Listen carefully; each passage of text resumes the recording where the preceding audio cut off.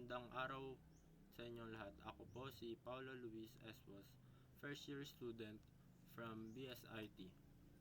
Ngayon, ipapaliwanag ko kung ano ang pagmamalasakit at kung paano natin ito mapapakita sa pangangalaga sa kalikasan at sa ibang tao.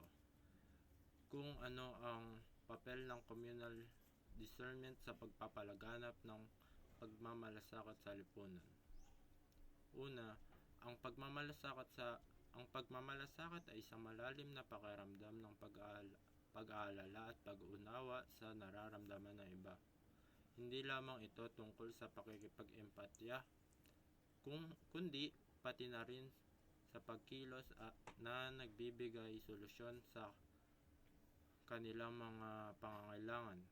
Sa madaling salita, ito ay ang tunay na pagnanais na makatulong at maging bahagi ng pag-angat sa buhay ng iba. Pagdating naman sa pangangalaga ng kalikasan, ang pagmamalasakit ay makikita sa ating pag-aalaga sa kapaligiran.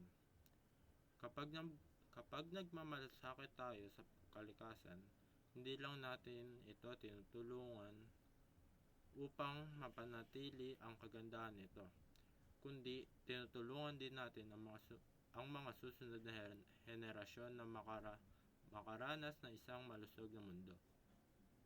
Halimbawa,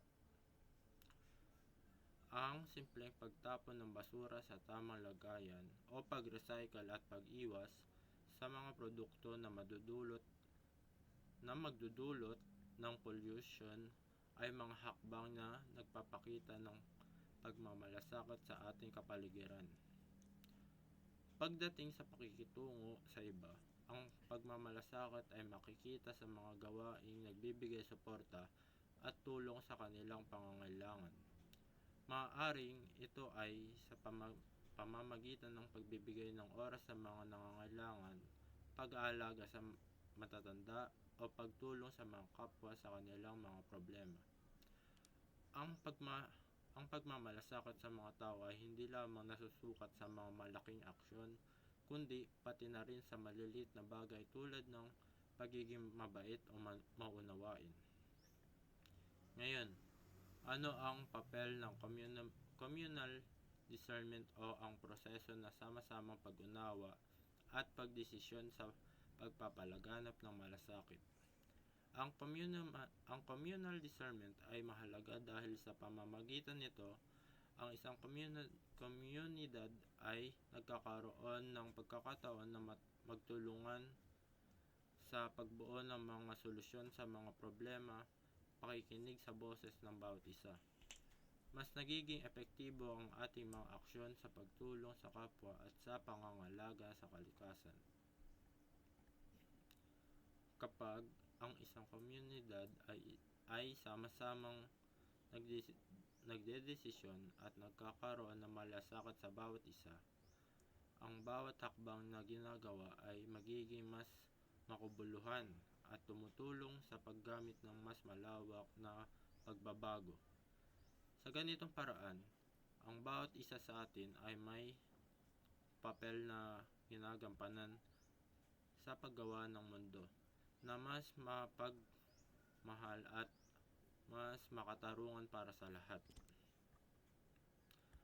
Sa wakas, ang pagmamalasakit ay isang mahalagang aspeto ng ating pagkatao.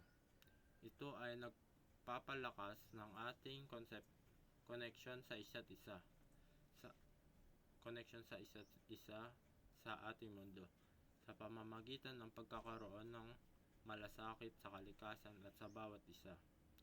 At sa pamamagitan ng communal discernment, maaari nating mapabuti ang isang lipunan at ang ating planeta. At pwede rin tayo